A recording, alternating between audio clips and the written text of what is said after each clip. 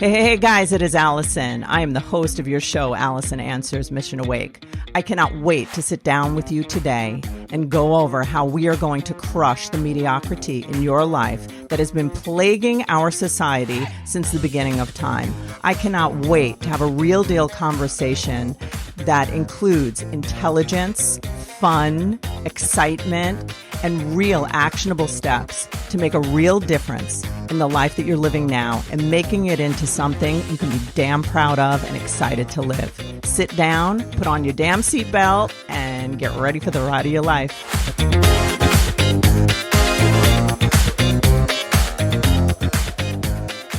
Hey guys, how are you today? We are going to have a special guest today, and I find her to be special because it feels dear to my heart to have her on because of the nature of who she is. Her name is Phoebe Leona, and she had chosen that name because she called herself a lioness. And I would really, really encourage you to listen in and hear who this incredible woman is.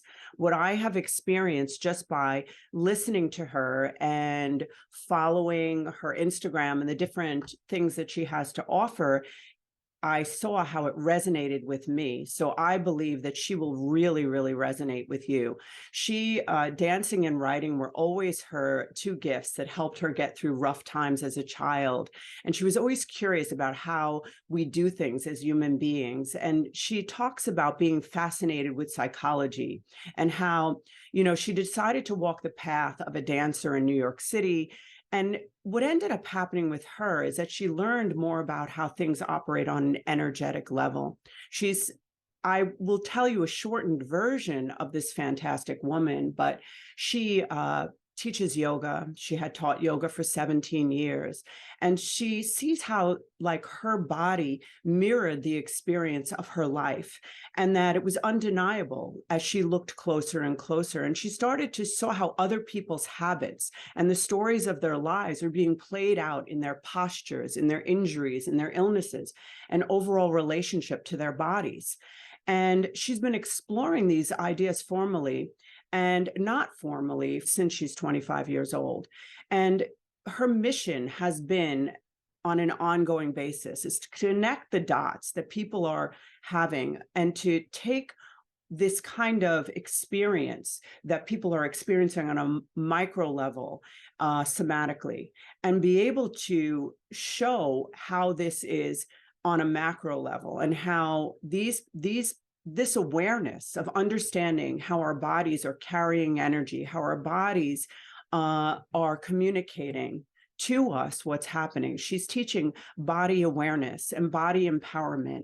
And I'm butchering the elegance and the eloquence of who this woman is and the power she can have on this earth if we choose to invite her into our world. I suggest that you listen in, and that what you're going to understand in this is how to overcome this burnout that people are experiencing. We're living in a culture in this Western world where we are mostly living in basically a stress consciousness, and we are in a chronic stress mode, even if we're unaware of it.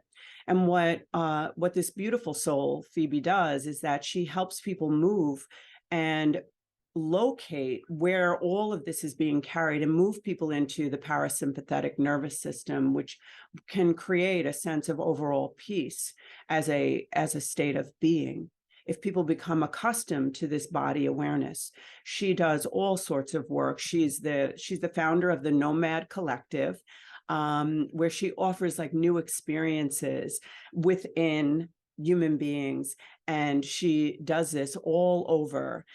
She shares this knowledge. She also is a co-founder of Tribe, which brings tools of yoga to the military, which, as you know, is very, very dear to my heart.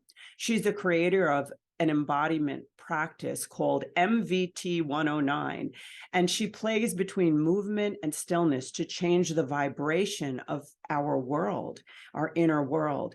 And that's just what she's been doing over the last 8 years. She's an incredible resource in terms of her level of peace and who she is as a human. I think that if you take this opportunity to hone in and do any of the work that she's doing, even privately with her, I think your life will be transformed. I don't think it, I know it. And I really believe in the work that she's doing. And I'm so grateful to have her coming on today. Hey, guys, how are you today? It is Allison from Allison Answers and Lager Counseling Services.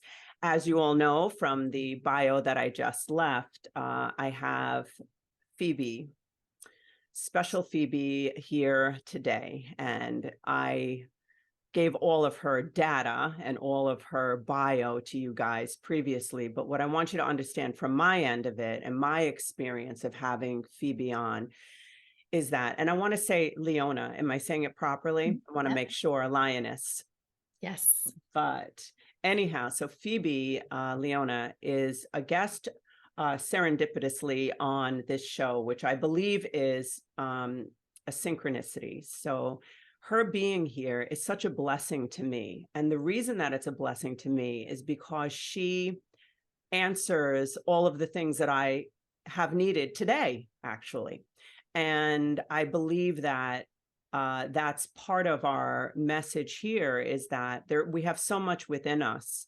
And there's so much of a guiding system happening within us that we don't have to be as afraid. So, and we don't have to be as stressed and overwhelmed. And when I looked into Phoebe, I saw so many answers to so many of your questions, the people who are listening, and my own questions. So I'm thrilled to have her, and for her to begin to tell us her story and what she really does to help people. What I want to tell you that is going to happen to you today, because I'd like you to have a framework for where we're going. So the framework is this, is that I believe you're going to learn so much of the inner power that you have. I always talk to you about being Dorothy, on The Wizard of Oz, where you have the power within you all along, my dear. And this beautiful woman embodies that. And she shows us the power in our bodies and in our spirits and in the energy within our body. So you're going to learn that and feel empowered. You're also going to experience, I think, an exhale by being with her, because you're going to see that you're not alone and you have power, and that there's always a solution, which I always say that, there's no situation too great, right? So Phoebe, welcome. Wow. Thank you, Allison. I have chills. You do? Tell me. Yeah. Well, I have a big smile on my face because immediately when we signed on, there was just so much joy coming through. And even though we were both going into our very vulnerable moments in our life, there was just this warm connection with you. And I smiled when you were talking about Dorothy, because I don't know if you saw, but my company, Nomad, our little tagline is always at OM, O-M, because it's a yoga-based business, but it's the same idea of home is always within you, wherever you go. Where we travel around the world on retreats, but we also, share these explorations within. So I had this big smile, like, yes, we're exactly where we need to be. We're at home. Oh, I love that. Yeah. I love that, because Dorothy, through all of these struggles, she was just searching for home, right? Home. Yeah. I love that. And it was there all along, right? But she had to go through those struggles. Yes. Yes. So I have a lot of questions for you, and there's so many things that I actually want to learn, but I would love to start with, how did you come into this life, this line of work? I know that there's been struggles for you through your life that have brought you here, and also, desires and dreams that have brought you here as well. So would you be willing to share, some of your history, how you've gotten here? Yeah. And I love how you framed that question, the struggles and the desires, because that's really the desire is what really helped me through those struggles. So, to go all the way back to my childhood, I was primarily raised by my father, who I was daddy's girl. I loved him so very much. Um, and he, as I shared with you offline or off camera, is that he had very severe PTSD from doing two tours of Vietnam. And so we didn't have this terminology of PTSD. We didn't have these conversations around trauma at that time. What it was that he would go to the VA, they, give him a medication and call him he had shell shock. But so he did a lot of his own, prescribing with hard drugs. And so he had a lot of different symptoms of, flashbacks, which we didn't know that he was in a flashback. We just thought he was, kind of going crazy. Rage. I saw a lot of violence. I saw him almost kill my mom when I was very young, when they were going through their divorce, and I lived with him. And the thing that really helped me during that time was that I had such a deep desire to dance. It brought me so much joy. Just the movement itself brought me so much joy, but then to share it with other people, like every night after dinner, I would be doing dance performances for my dad or whoever was around. I always wanted to perform. And so I had no question. There was no question in my mind that I was going to be a dancer. So, fast forward a little bit till when I was going to college, that's what I did. I went to college in Philadelphia to become a dancer, moved to New York City to, become a professional dancer. And so I continued on that path, and it filled me up in a lot of ways. But I was a little bit jaded too, because it wasn't that pure joy that I experienced as a child. So I found my way to teaching Pilates and yoga just to supplement my income, but also to just keep my physical body in shape, from injuries and everything like that. Um, as I was doing that, there's so many different doors, especially in yoga, right? Not just the physical door, but the personal development, the spirituality. And I was just seeing my whole self, my whole being transform. And I started to, not fully recognize the trauma that I had endured, but I was realizing that my thought patterns were changing. The way that I was seeing life was changing. And I was married at the time. And I was realizing as I was growing and expanding and kind of bettering myself, my partner wasn't. And he was sort of stuck in these old loops of being, the starving artist, because he was a musician. And so we kept going along just, side by side, but further and further apart in a lot of ways. And as that all was happening, my father, who had disappeared for many years, because of his drug use, it got so bad. There were multiple attempts of his suicide when I was a preteen and teenager. So I left home, and we had this, we weren't together for many years. But in my early 30s, he came back into my life. He had been rehabilitated. He had done all of the things that I thought were going to happen, drugs, jail, homeless, and death. And literally all of those things happened, including the death. He was on his deathbed because he had lithium poisoning. And what happened was he said a fog lifted, and he said he remembered me, and he remembered, the joy that, our relationship was. And he said to his doctors, he said, I don't want any more what he called head drugs, because he had been, sober of the street drugs. And he said, I don't want any more head drugs. I'm not doing this. So he rehabilitated from that and gained some strength back and his weight back. And he called me on Father's Day in 2009. And so parallel to what I was just sharing with you with the yoga and my marriage, he came into my life, and I thought, oh, everything's fine. Like everything has clicked into place. Everything is perfect again, quote unquote. And so I had these 4 beautiful years of continuing my path of yoga, reconnecting with my father, rehabilitating that relationship, sort of still just going side by side with my husband. And then in 2013, in January, my father died in his sleep. He had a heart attack. So it was devastating, but in a lot of ways, I knew that he died in peace after all those years of living in hell. I knew he died in peace. So there was some, there was some comfort in knowing that. And to have those 4 years of having that, rehabilitating our relationship was really powerful. But what happened was, as I was grieving that, my husband realized that he was on a path and I was on a path that was no longer the same path. And so 2 months after my dad died, he came to me and he said, I need a divorce. He was going to go down a path of self-destruction that I had sort of ignored. And he was also lying to me about it. He had his own drug problems. And he said, I need to break you free. You need to continue your healing journey. And so really the last 10 years has been that, like diving even more deeply into this healing journey. And so as I've been teaching yoga and developing my own somatic practice, I realized, I was coming back to dance in a different way through all of that. And I realized, oh my goodness, this dancing thing was my therapy.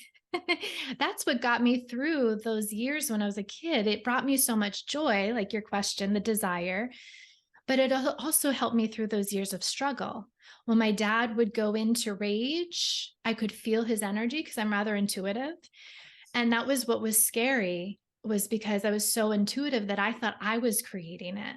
Yes. So I would run to my room, I'd close the door, I'd turn the music on, and I would just dance and hope that it would go away.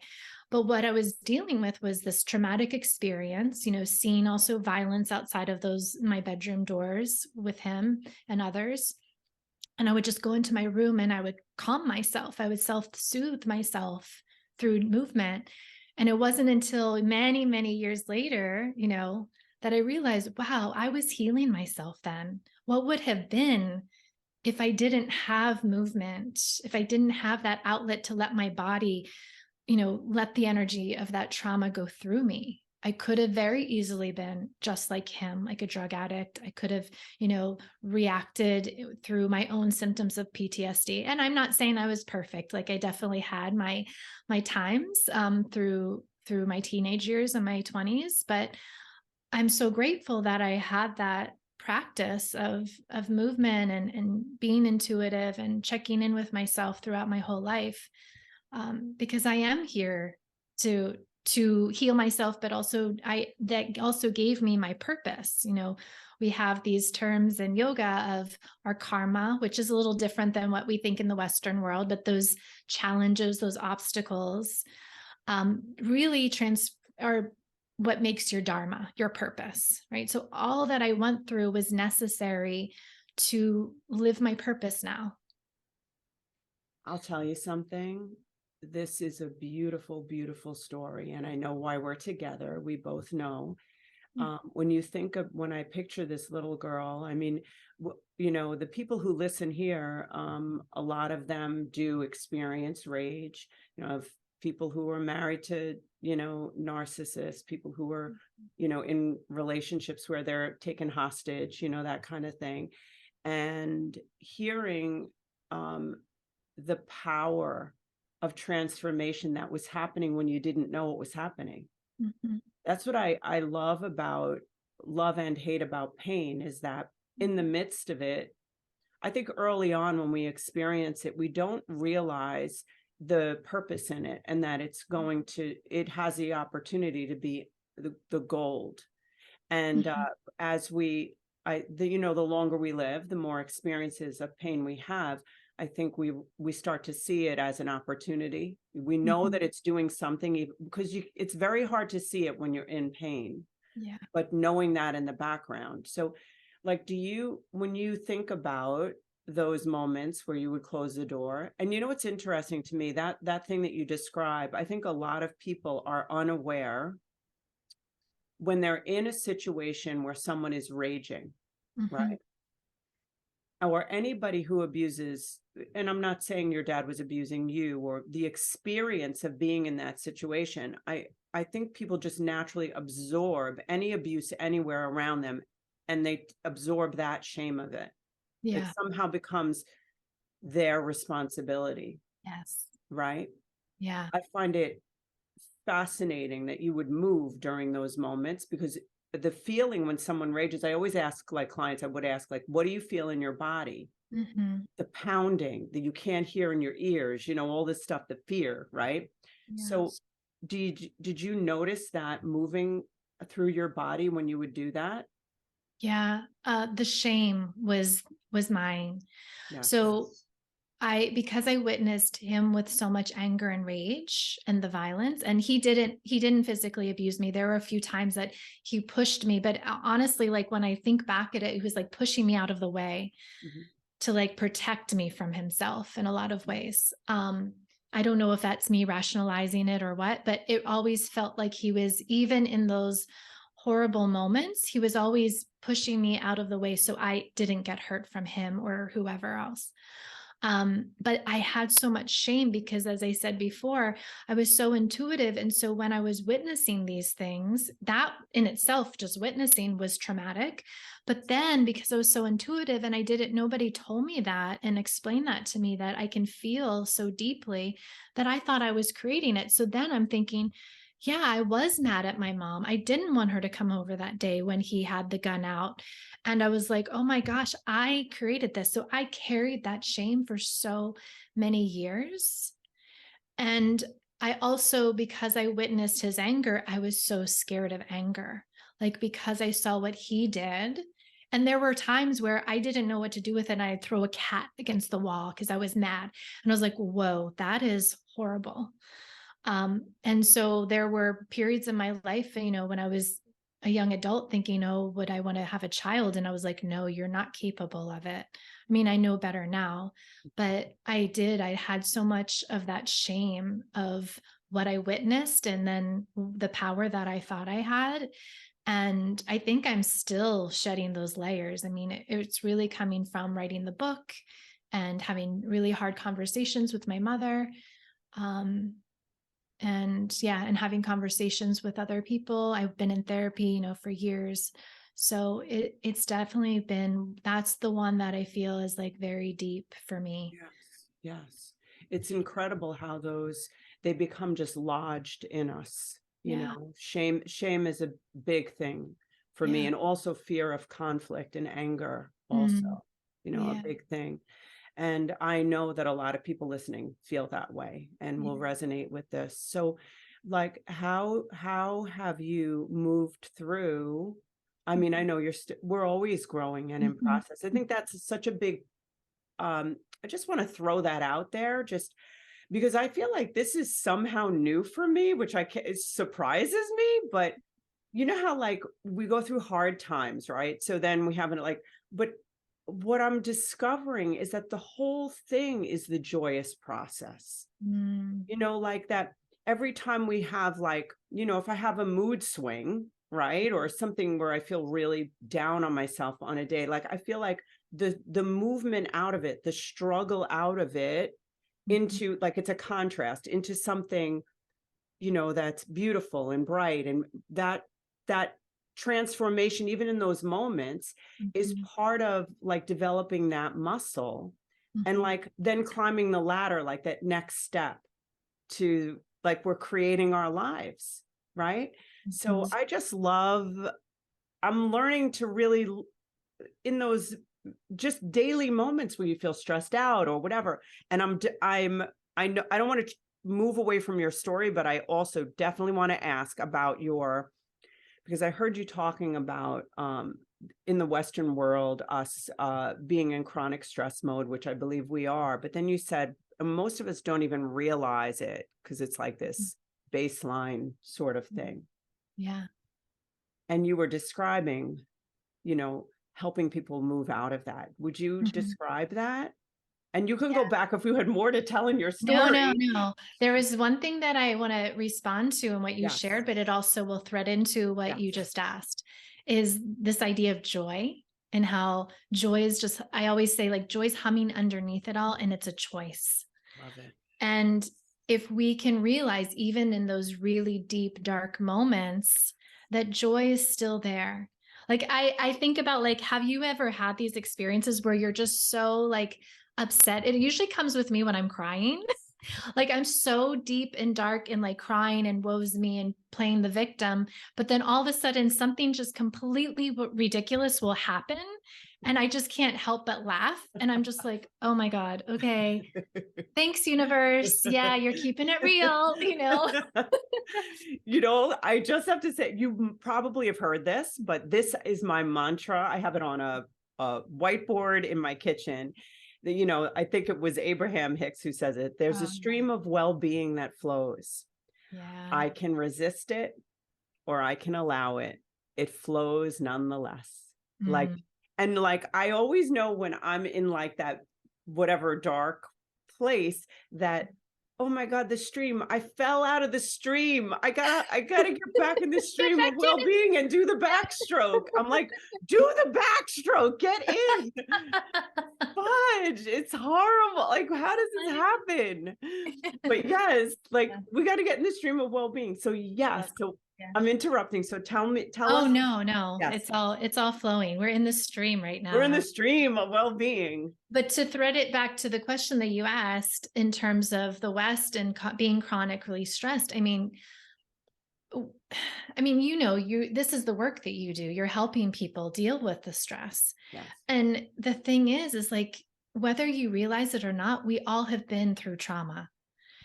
Let alone, let's say you live the most perfect life up until 2020, your life was somehow, you know, experiencing a traumatic event. That was a traumatic event. The global pandemic affected everybody.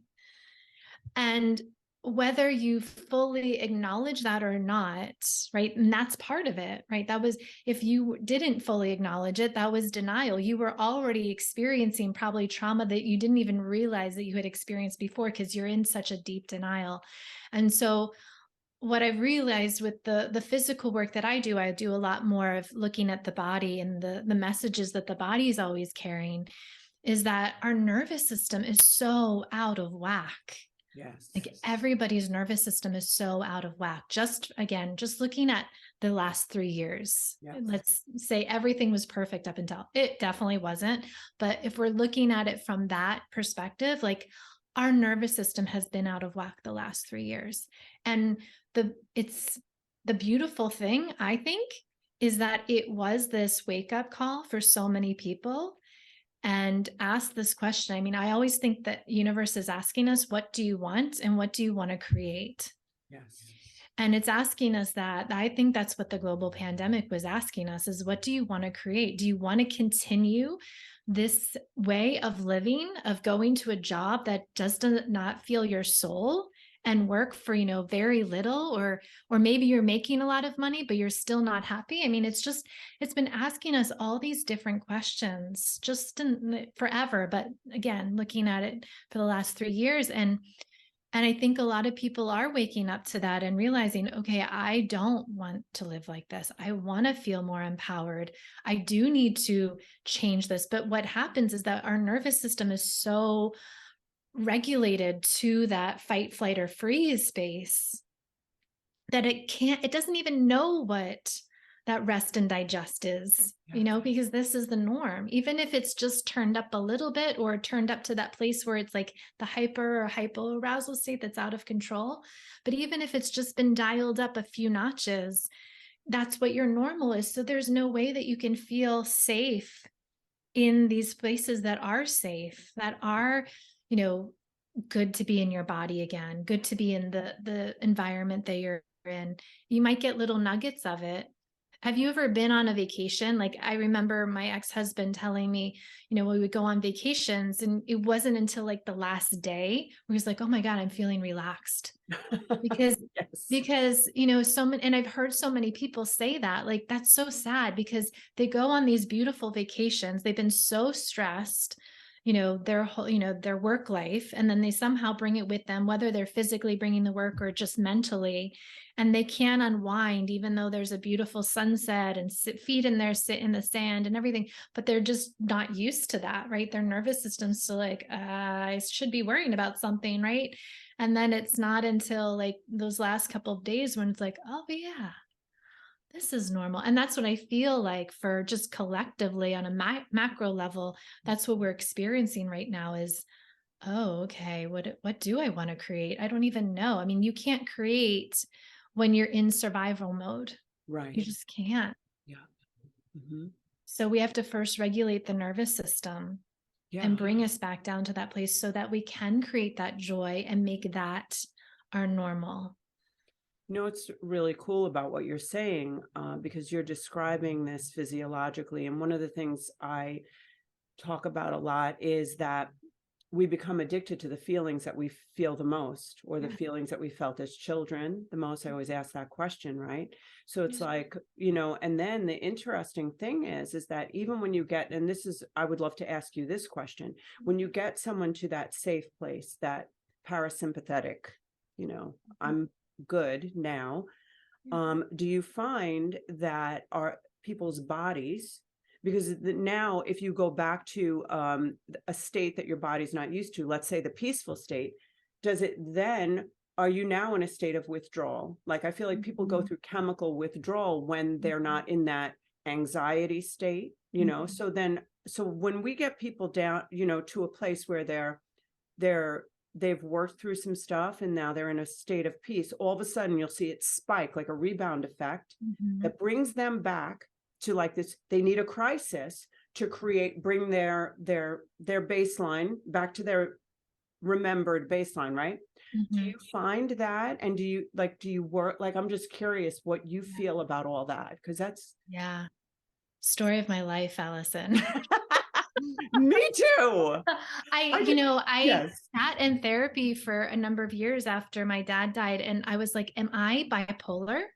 Because I keep having these bipolar, what feels like episodes. And, we dove into it, just like, Phoebe, you're not bipolar, and I was never addicted to anything, like in terms of external drugs, alcohol, whatever, food. I'd never had any sort of external addictions. But what I realized is that I was addicted to chaos. Yeah.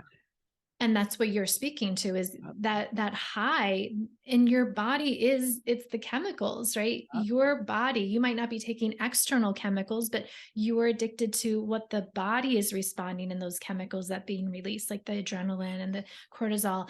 And so that's what I was realizing was, oh my gosh, I'm addicted to the drama. I'm always finding these relationships that like felt really wild and exciting, but I knew they were going to crash and burn at some point. But this time it's going to be different because this feels so good. And so I'm using myself as an example, but I definitely see this, working with clients and just witnessing how we all interact with media and social media. We all are looking for that next hit in a lot of ways. Yes. The likes are a dopaminergic surge, right? Yeah. The thing with, when you just said about, seeking relationships that will give you that hit, right? Not anymore. I want to put that. Oh yeah. No. I just want to say that for the universe to hear. Me too. Nothing like that. And no, and my husband wasn't like that either. So whatever. But anyhow, but that right there, so many people hearing this, I know that so many women struggle with that. And isn't it interesting? It's almost like this undoing, like somehow I'm going to go into this situation and I'm going to conquer it. Like I'm going to conquer my dad and make my dad love my mom through our experience with, I spent years and years undoing my own mother, because my interpretation of my mother and father, I can't believe I'm saying this. I don't know where this came from, but my interpretation of my mother and father, they divorced when I was 10, but now my mom was like a hippie and never wore makeup or anything. And she was just like she was very cool and intellectual, but I saw it as her not being like attractive. My dad was attracted to her. That wasn't the issue, but a kid interprets things. So then I went on the path of like glamour. Like I'm going to undo this, you know, which is, you can just see it. And part of it was me, but I'm just saying, I just find it interesting how we try to resolve things carried in our body, which segues into you, Phoebe, because you do this. Yeah. So it's a different way. Could I say, is it true that, like, instead of me, let's say, or anyone seeking out that crisis, that you help people go into their body and work it out instead of that? Is that correct? Definitely. I Yeah. love it. Yes. Yeah. I mean, there are so many beautiful things you just said. One is the other thing that we want to touch on before I talk about that specifically is generational trauma. Like, you witnessed it for yourself of what your mom was, but you're also carrying those codes, right? Of what her trauma was and the choices that she made. And so you intuitively somehow were like, I'm going to change this code and I'm going to be all glamored up. You use that external tool to change it. And so that's something we're looking at too right now, is we're learning so much about epigenetics and how we have so much power to change all the generational trauma that we've carried through both sides of our family, mother's and father's side. I definitely feel that I received the genes of my dad's trauma, not only just witnessing it, but receiving that. So I've been doing so much work on that, of understanding how to be in my body right now. So that's the first step that we do in the work that I offer the world, is that we find what is true right now. What is the experience of the body right now? How are my feet connecting to the earth? What is the texture of my chair that I'm sitting on? And asking these questions to first just identify you're here in this moment in your body, you feel safe, right? So that's bringing you into the present moment and helping your nervous system calm down. We use a lot of breathing, right? Because when you slow down your breathing, especially the exhale, which you mentioned at the beginning, right? We take those longer exhales because that does help you come into that rest and digest. And then I take people through a series of movements, and we travel through the chakra system, which is the subtle body system. And you're smiling, so you probably know, but I'll just explain it for anybody out there who doesn't. So this is one of the systems that we use primarily in the Eastern world. And I have the language of yoga, so I teach from that. So these subtle body energies are different elements. You can think of them as different elements. We have a map that we go by in yoga. So we start at what we call the root chakra, which is the element of earth. Then we have the sacral chakra, which is the element of water, and so on, going up through the body. But what I found is that we're made of elements. They're not just physically located in the earth, is, in the feet and the legs and the pelvis, but it's the element of earth. Like, how do you feel grounded in your whole body? How do you feel that truth in your bones?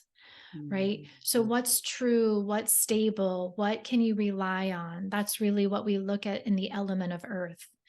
And then how do you flow in life? Using the example of the sacral chakra, the water element, how do you allow yourself to trust the divine flow of life, like you and I just did and arrived here on this podcast together today? We both, reached out to each other. I don't remember who did what, but we both felt that spark and that connection, and we trusted that. And we're in this flow now, sharing this conversation. But sometimes we resist it, right? Like you said, you have to find that flow and go back down the street and back, so we sometimes get out of that flow. So these are the sort of the conversations we have, of looking at the elements and how you're dancing with them and how you're resisting them, looking at these different patterns, because what my teacher has said to me for years and years is how you do anything is how you do everything. So how you're interacting with these patterns and these elements in your body is a microcosm of how you are interacting with life, how you're interacting with your relationships, right? Are you looking at a pattern and a sensation we might call pain in your body, and are you fighting through it? Like, oh, this is not going to get the best of me, right? And you're probably doing that in your relationships when somebody calls you out as wrong or challenging, and you're just like, oh, right. So we look at that in a gentle way in the body first, and kind of take all of the externals out of it, right? And get in the triggers, right? We just experience and witness what is here right now. And then we can make friends with these patterns. We're like, oh, okay, this is what I do. This is how my energy flows, right? And then we can start to interact with the world in a different way. Okay. I don't want you to stop talking because I love what you're saying. So you went through the route, right? Would Yeah. you mind going through Yeah. yeah. Yeah, Go, absolutely. girl. Yeah. Yes, So love we it. have the root chakra, which Mhm. is again in the physical body, feet, legs, the base of your pelvis. It's the element of earth. It's where we create stability. It's where we learn to trust. There's a great book that I'll refer everybody to as well. It's Anna Dea Judith. She's sort of like the guru of the chakras, and she has one. Oh gosh, I always get it backwards. Eastern body, Western mind, or vice versa. Wait, hold on. Okay. I know it makes sense why I don't know why I flip it, but yeah, it might be Eastern. It makes sense to have it Eastern mind, Western body. Yeah. But she takes you through this. And she also talks about the developmental stages in your, growing up when they're developed. But I'm going to keep it really simple here today.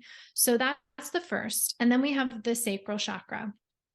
And this is the element of water. This is in the physical body, in our pelvis. This is our womb space. Whether you're a man or a woman, this is our space of creation. So how do we give birth to things? How do we find that divine flow? And how do we resist it, right? And then what we have is above the navel and below the sternum and our breastbone is our solar plexus. This is the element of fire. So this is how we take action in life, or how we don't take action in life, right? We kind of stand by on the sidelines, or we react. So those are the imbalances, right? So how do you really move from a place of confidence? Oh, and I should also say, because we talked about this already, the shadow emotions. Yeah. So I'll go backwards. So I apologize, but root chakra, if it's in balance, usually fear, right? Because we don't feel safe. So we have a lot of fear. In the sacral chakra, we, if we're not in that divine flow, there can be a couple of things, but in my book, I really talk about my relationship with anger, because I can see that is when it's out of balance. It can actually be a catalyst of change to create something new. When we're angry about how the systems are and we're angry about that, we're like, I'm going to be the change, right? We plant new seeds and we grow. So it's not necessarily, when I say these shadow emotions, they're not bad, right? Fear, we need fear to keep us safe. Mm-hmm. So I want to just be clear that when we talk about these shadows, that it's not a bad thing.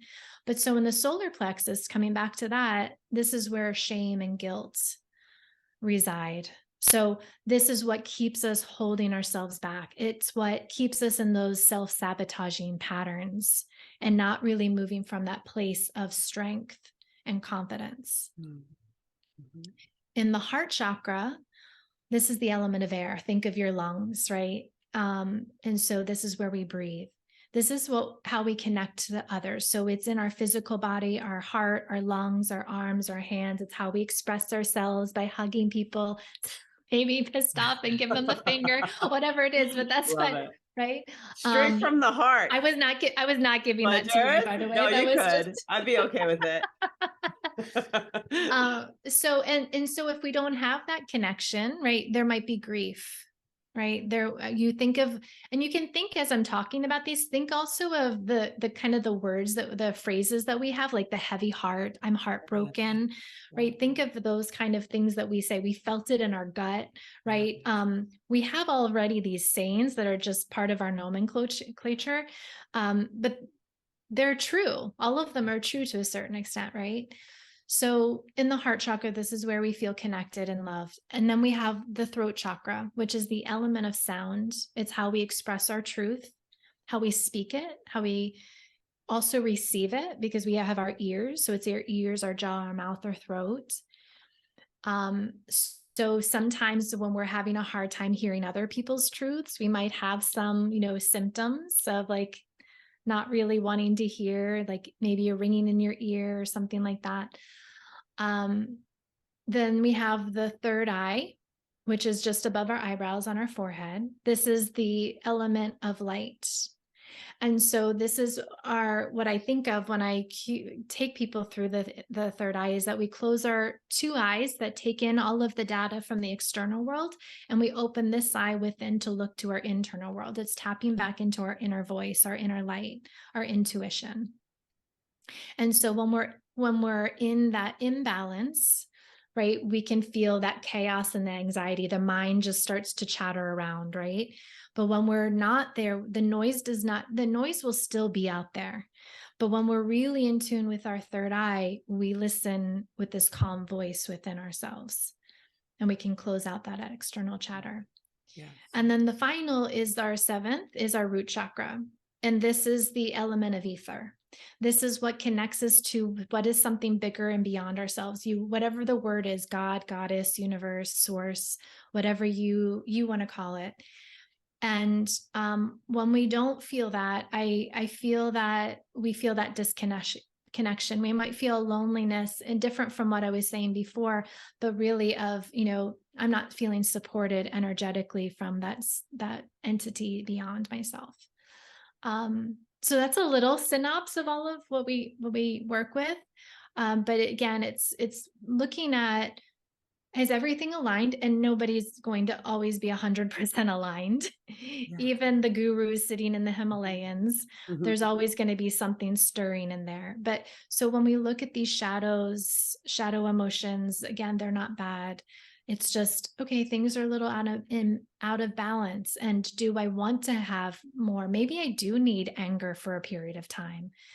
Or do I, can I dial it in and get into that more divine flow state? So that's a little bit about it. And I'll just share a little bit too, if this is something that you're resonating with and anybody out there listening to. My book, Dear Radiant One, I share my story, and I write letters to these emotions, and I travel through the chakra system so that people can get a deeper understanding of what I was just sharing and how to actually make friends with all of these emotions in each chakra. And so I give practices that really help people dance in the shadows and the light. Oh, I love that. I love that. And your description, as we've discussed, I mean, I go to Dr. Joe Dispenza, and we go through all, the whole creating coherence throughout all of our chakras, and do all of this stuff and meditating. And you really explained it so beautifully. Like, it's one of the best ways I've heard it explained, really, honestly. It's just incredible, really. So really, that's why I wanted you to keep talking, because I think it's so valuable for us to understand this. I have discovered, just by creating more coherence and more like, I don't know what you even call it, just like a flow, that it just, because even when I'm thinking, when you were speaking, this is what came to my mind, since we kind of highlighted shame, so it came to my mind was that, when we're talking about here, what we're holding here in our heart, right? And then not having a voice, in I'm forgetting that people may just be listening, so I should say what I'm doing. So basically, when you're in your heart chakra, and when you're in that part of you, right?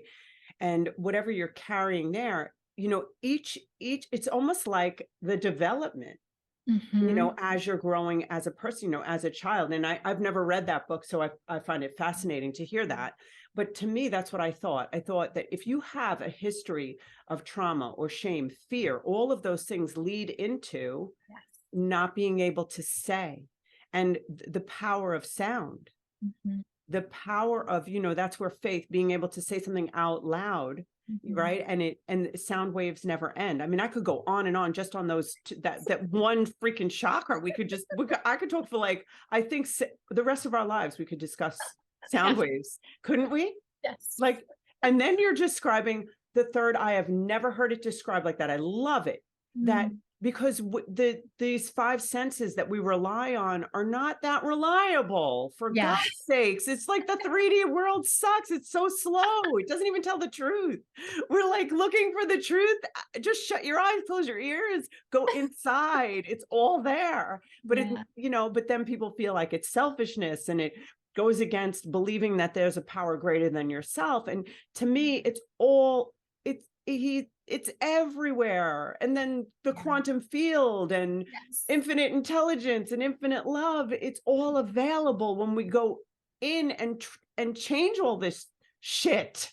But Yes. anyhow, that's my non-professional way of putting all of it. That makes no sense.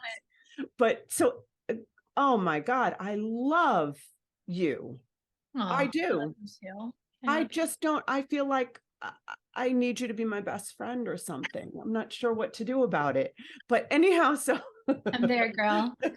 You know, the one yes. thing I want to just touch on because you said it in such a beautiful way. And I also want to just make this even clearer is that when I was going through that, right, what you were saying, it feels like everything is, I can't remember exactly your words, but how everything's connected, right? That development.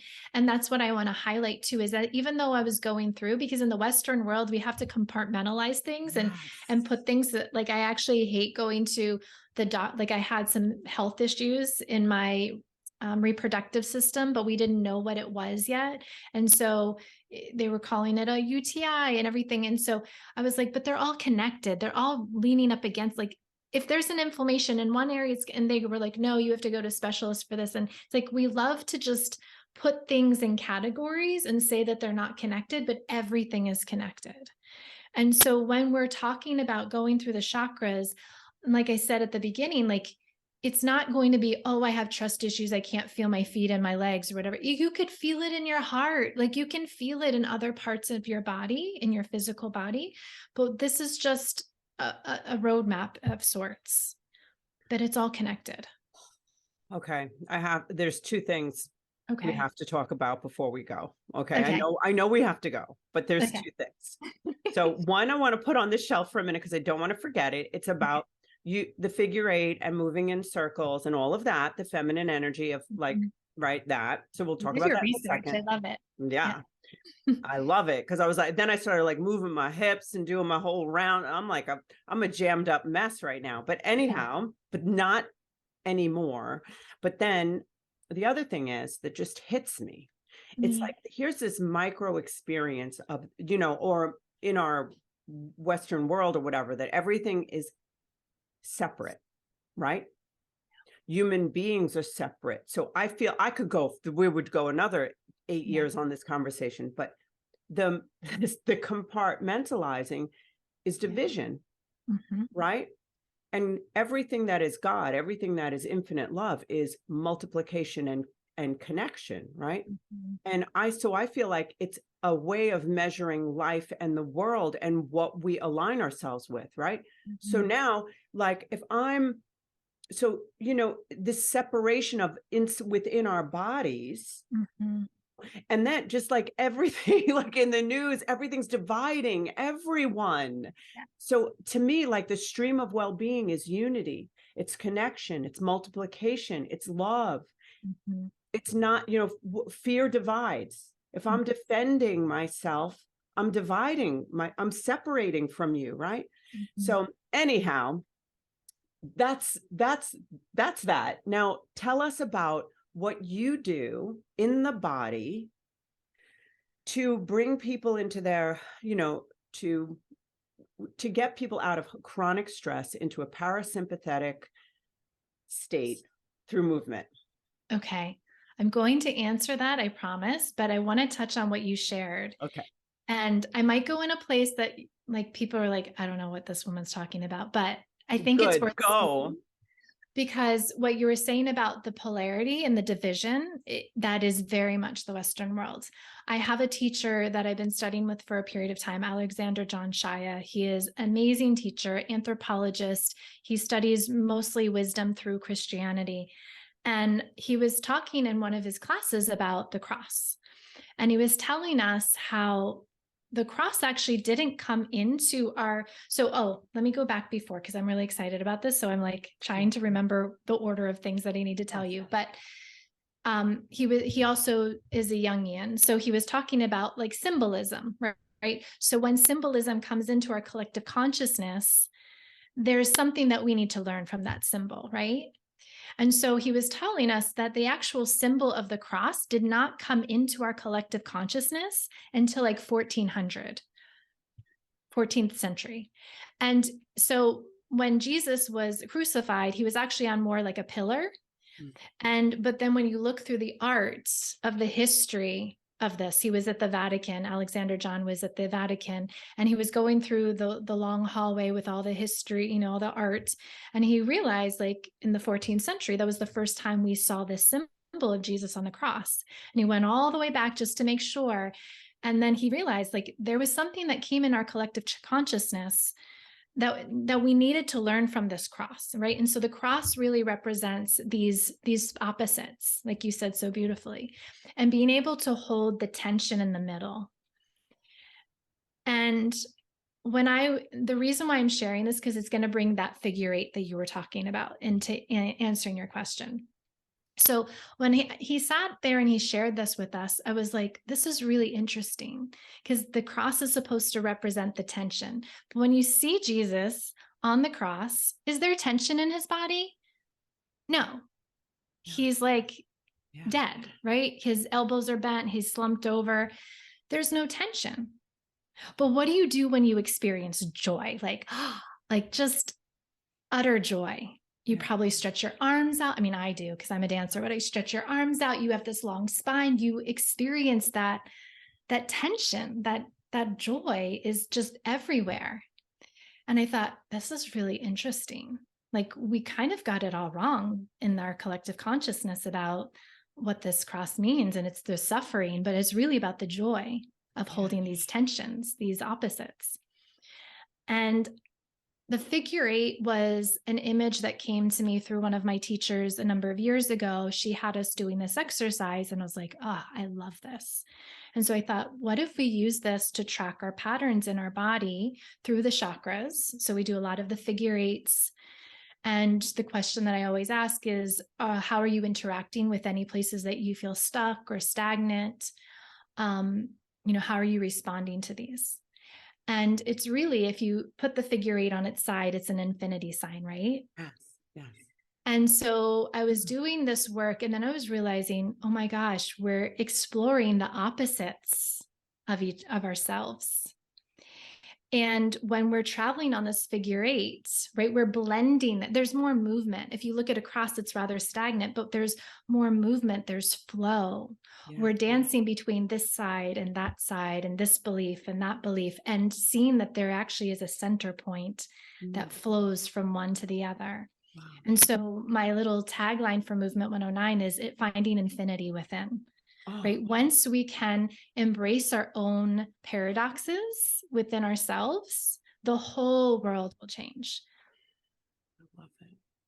So, yeah. Okay. I think I answered your question. You more than answered it. And you can see I didn't even, usually I interrupt constantly, but I'm just loving listening to you. And I feel like what you're doing is just incredible. And I want to do it. I want to go do a figure 8 with you. I don't know how we do. Let's do a figure 8 right now. Show me how. Okay. So all you do, let's stay in the heart chakra. Does that feel good to be in your heart? Yes. Okay. And people listening, they can join us, right? So I would just say, put your hands on your heart, and you can close your eyes if that feels safe, and just take a couple of breaths. And we're going to imagine this figure 8. It looks like an infinity sign. So it's lying on its side.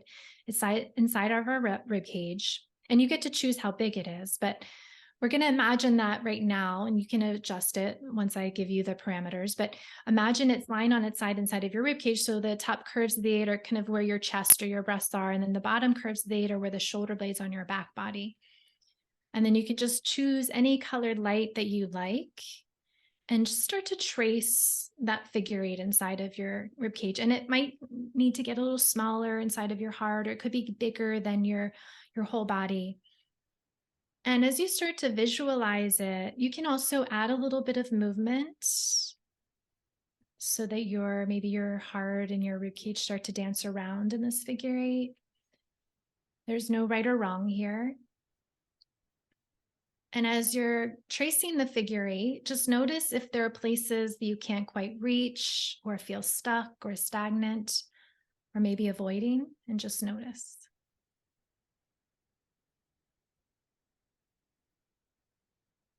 And you can take the figure eight in the opposite direction, and maybe the color changes. Maybe it stays the same. It's okay.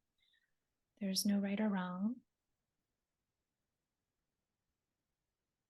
And let it be its own unique experience. Maybe there are new places you can't quite reach or feel stuck.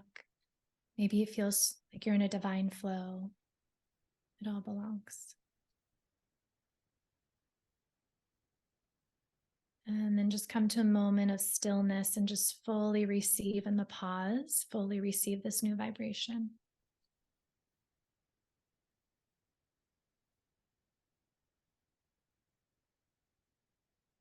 We stay here. Yeah, we can. Like Yeah, 4 we're going to hours be here later. forever. Yeah. Alexa would be like, Infinity. can we stop the podcast? It's like too long. It's just like, people will be like, what are they doing? I can't see them. Yeah, so that's just a little So, taste of it. oh yeah, I felt that. That was Mhm. beautiful. What So was it that you felt, if you don't well, mind sharing? initially what I felt was when you said the figure eight, the first thing I did was I went as the figure eight, like over around my whole head, through my whole body and up like that, like in a vertical way, as opposed to, so it would start at the top of my head to, like my, my pelvis, right, all the way down. Yeah. But then when you described it, it's the top at your shoulders to your hips, right? So that way that you describe, that I did first, felt very flowing, and I saw like blue white light just shining. But then when I went to the lower part, I do have pain in my lower back on the left. So I, even just trying to move it, and now I could kind of do it, but I could feel that, happening. And also, like, it seemed like the light flowed through, but then, what was weird? A black, which I didn't expect, black went through. I'm like, oh, what the fudge is that shit going on? I just revealed it publicly on there. I got some black going on there, but Felt good. No, and that's perfect. I mean, there are no right or wrongs. I'm giving suggestions on where to put that energy, but you intuitively needed to go the other way. You needed to take it more vertical. You needed to focus it on and so that's really where the magic is. It's not doing it right, quote unquote, as to what the teacher says. It's a deep listening to what does your body need right now to experience this new vibration. And so it's going to go exactly where it needs to be. And it's not just the movement that you're doing, right? It's really about the integration, like the sharing of what you just shared and reflecting on that, because that's showing you the relationship that you have to it. Like, you're embarrassed about the black, right? The darkness, but it's our shadows there. You said it so beautifully earlier. Like, these struggles are what gives us the joy and for us to overcome them. And so we can't shy away from the shadows. Like, yeah, we don't want to live in the shadows all the time, but embrace them while they're here, because you know that there's going to be something beautiful within it or around it, above it, beyond it. Yeah. Yeah. It's creating something. Yeah. I just love you. I can't believe we have to end, but we do. Know. I don't want to, but we'll do it again. We will, right? You'll come on again. I have so many different people I want to introduce you to. Okay. I just also, I know a bunch of people would want to have you on their podcast, but anyhow, what I want to ask you is, could you share the different things you're doing, what you offer? Because I just know you do things for leaders, you do things for military. So it's going to be in the show notes, but I want it to come out of your voice, because I'm dying to have you come do things with my leaders. So I just want you to share. Yes. Yeah, we'll talk later more about that. So I have my book, Dear Radiant One. That's a great place to start if you just want to sit and read and kind of soak in more of what we shared today. I also have a couple of freebies just to experience it. So if you go to my website, phoebeleona.com, there's a video series of this groundwork of Movement 109 that we just experienced on a micro, tiny level. So you can do that. And I also have a monthly event that happens that people can come to and experience it with me, and within a group setting. And I work one-on-one with clients, and I'm organizing retreats all the time. And the other thing that you were just mentioning is I work with the military. So I have a nonprofit called Tribe, where we bring the tools of yoga to the military. We started at West Point teaching the cadets and giving them their yoga teacher training so that they could implement the practices of yoga and a lot of what we're talked about today too into the PT programs for the military, because they're all officers and that's part of their role is implementing PT. So that's what we started with. And now we have, turned global. So we're teaching active duty all around the world now and giving them the tools of teaching, not just giving them teaching yoga classes, but giving them an actual teacher training so that they can be those leaders of change. And yeah, there's more, but I think that I'll stop there because that feels good. So good.